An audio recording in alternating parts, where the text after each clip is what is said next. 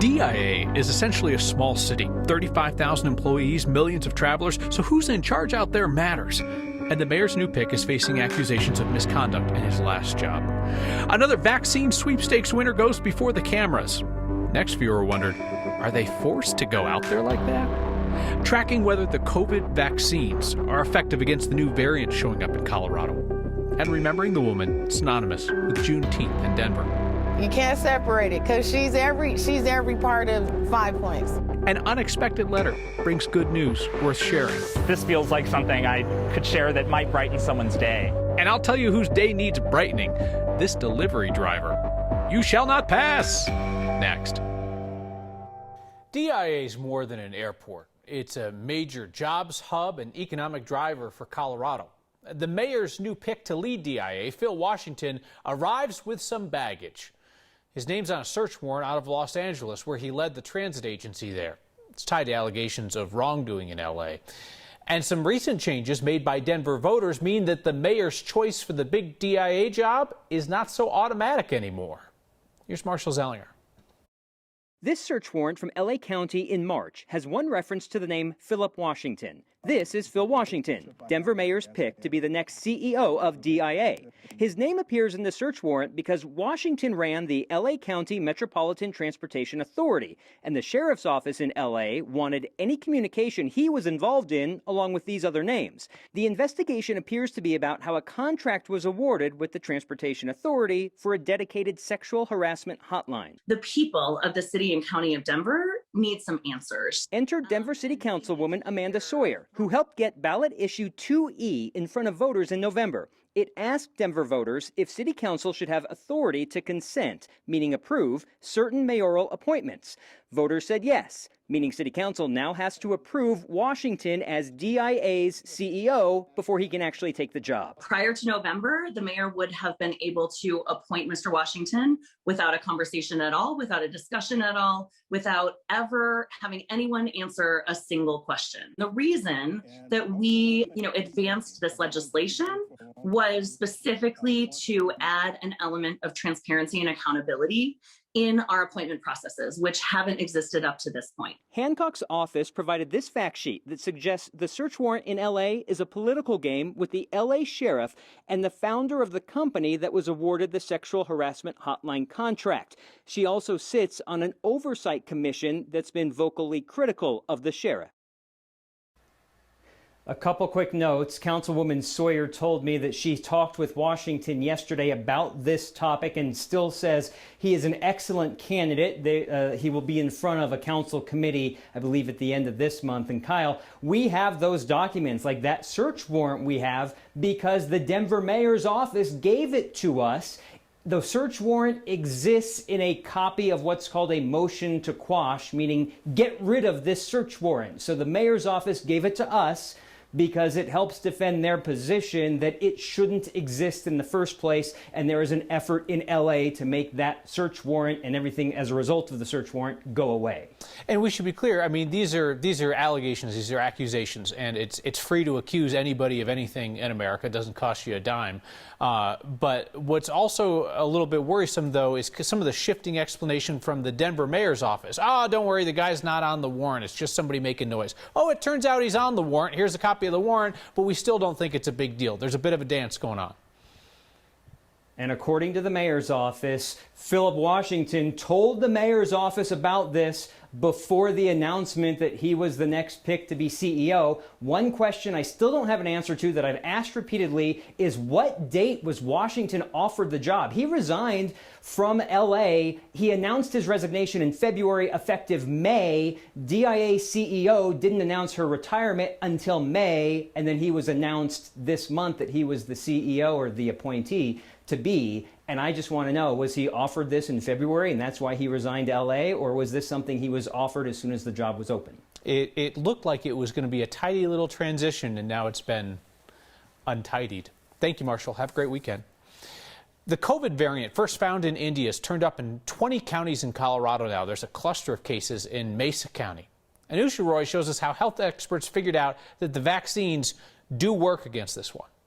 When health officials talk about the Delta variant, it's followed by the message, get the vaccine, it will protect you. But how did they figure that out? Most of the data that we have is coming out of Europe because this is where they experienced the Delta variant before we did, and had high levels of vaccination rate. The studies that were done specifically looked at the Pfizer vaccine and estimated that that vaccine was about 88% effective.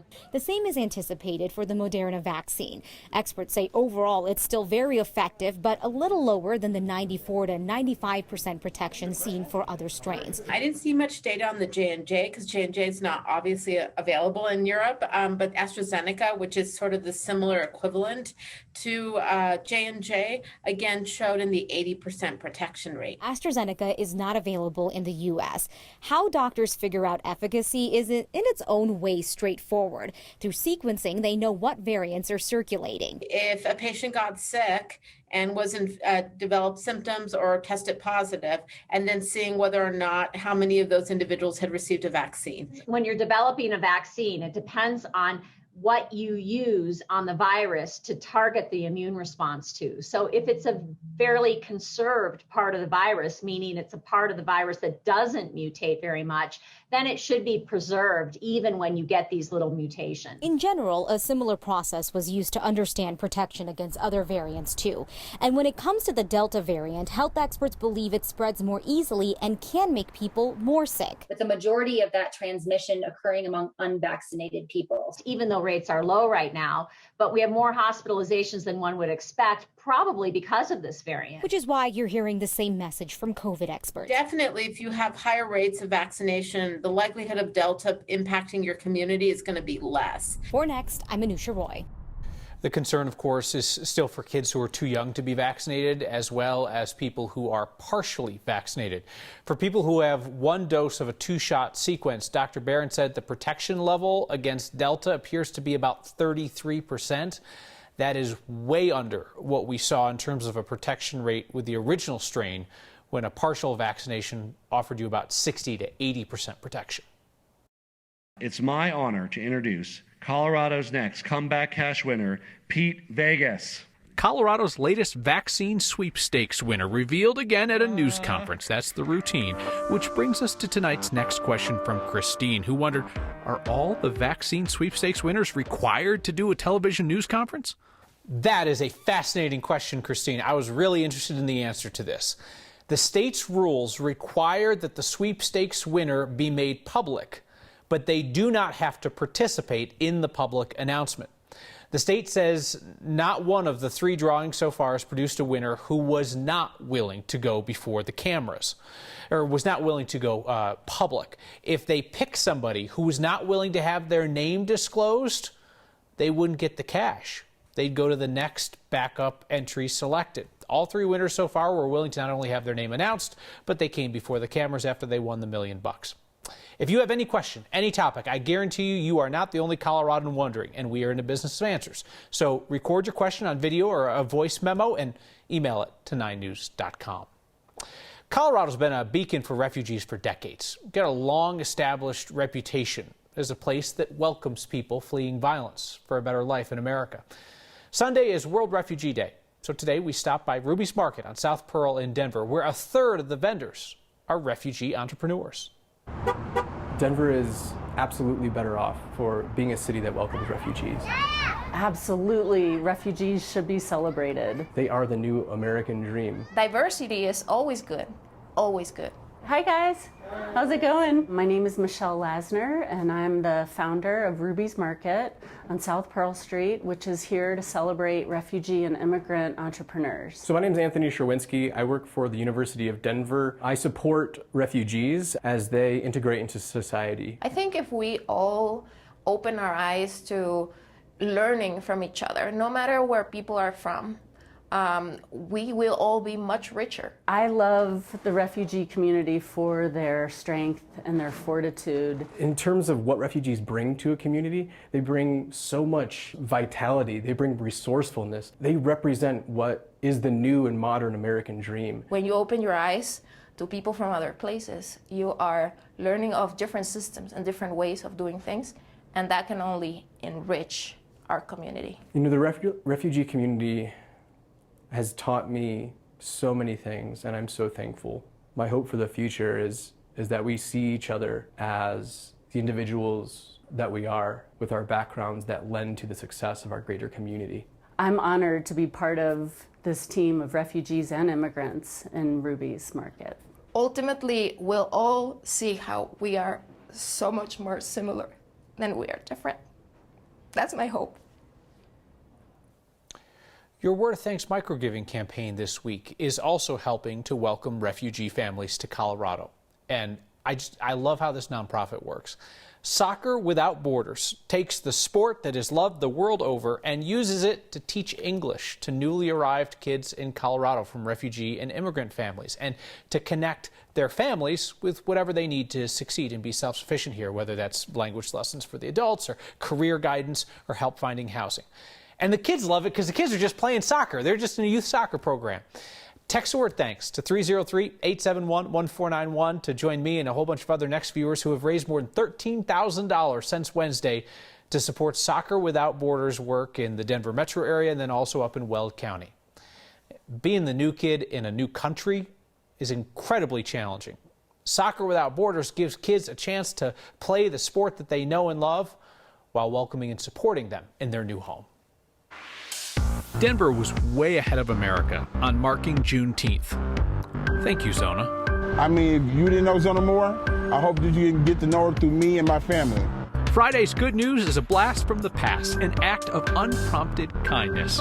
And if you're missing a delivery, maybe it's stuck on the truck that tried to make it over a narrow Rocky Mountain pass. Next.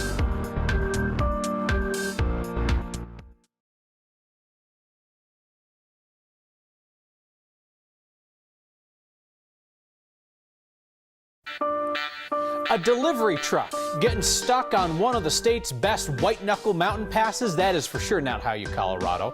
I don't know whether it was confusion, GPS, or masculinity that caused a delivery truck driver to attempt overpass in San Miguel County today, but that's a no-go. That pass, I mean, you go over that in a Jeep in a full clench. This guy went out there in the box truck, I assume a guy, and actually went quite a ways out that pass where you could see from that other picture, you can tell like it's not going to be fun, kind of cliff-tastic, but the guy still went. Truck eventually stopped, stuck, and that pass from Silverton to Telluride was closed to other vehicles while the sheriff's office got a tow vehicle up there. That too would be worth seeing. It's Friday and no record high temperature today after 3 days of triple-digit high temperatures. How about 88? Yeah, there were some areas that were in the triple digits today, but the trend will be for cooler weather heading into the weekend with perhaps a few thunder showers in the afternoon that might bring some rain. A stray storm possible early tonight, a better chance of late-day storms tomorrow. And you know what? For Father's Day, not a bad-looking day at all. Tonight, partly cloudy and mild, low 62.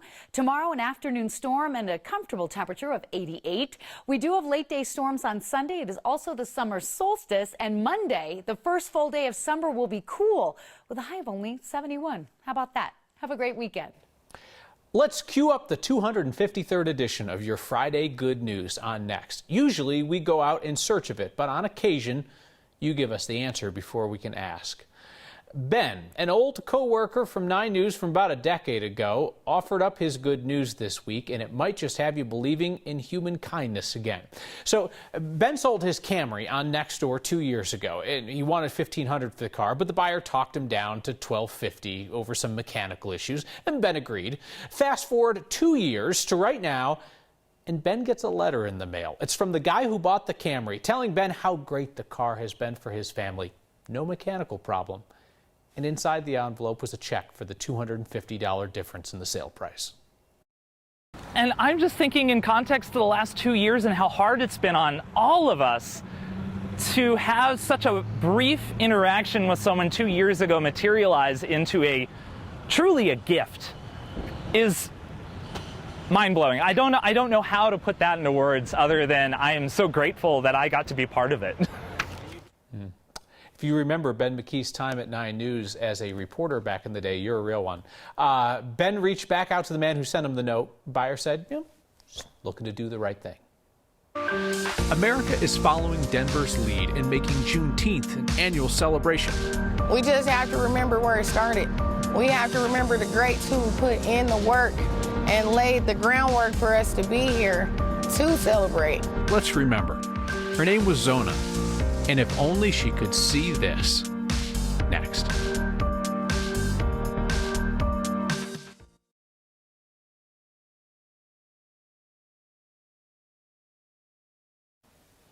We're heading into a holiday weekend here in Colorado and across the United States because tomorrow is Juneteenth, the newly created federal holiday marking the events of June 19th, 1865. It was on that day, more than 2.5 years after the Emancipation Proclamation was issued, that federal soldiers arrived in Galveston, Texas, and announced that all slaves were free.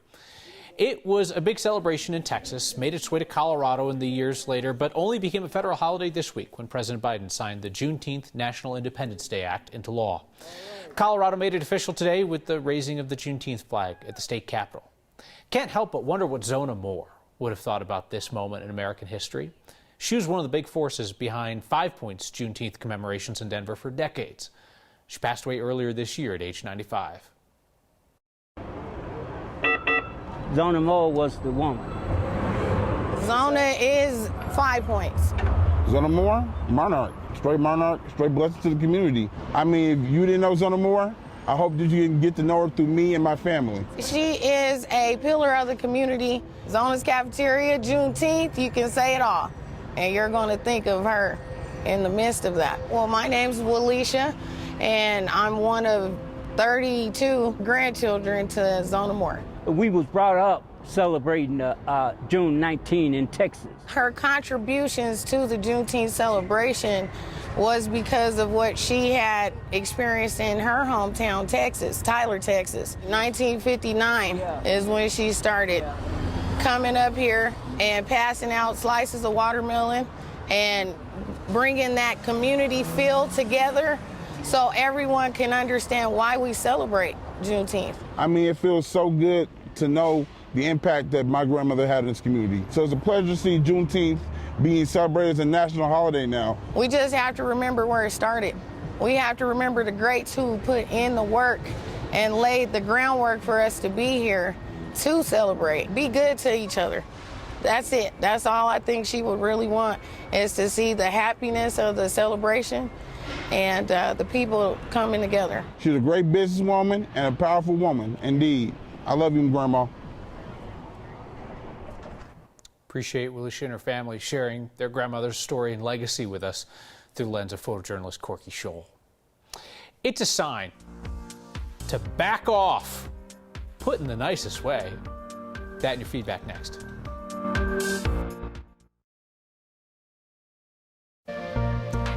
It's a sign of some genuine honesty on Colorado's roads. Claudia was driving in Fort Collins this week when she spotted a warning sign. First time driving RV. Thank you for your patience and space. Signed, a nervous driver. Always good to give drivers a little grace and a little space, but never hurts to just straight up ask for it either. Send us the signs you see. Email next@9news.com or get our attention on Twitter with the hashtag HeyNext. Christy writes in about that stuck truck, the delivery truck going up the gravelly Ophir Pass. She says, use the old paper maps delivery, guys. They'll tell you which roads are roads and which roads are deer trails. Christy, that fails to take into account the psyche of the male driver, because what you would have at that point is that same truck with that same driver with a dude with a paper map up in front of his face while he still tries to go up the pass. Jonathan, wish me a happy Father's Day. Happy Father's Day to all the dads out there. All the best to the folks for whom Father's Day is not the greatest time. And I'll see you next time.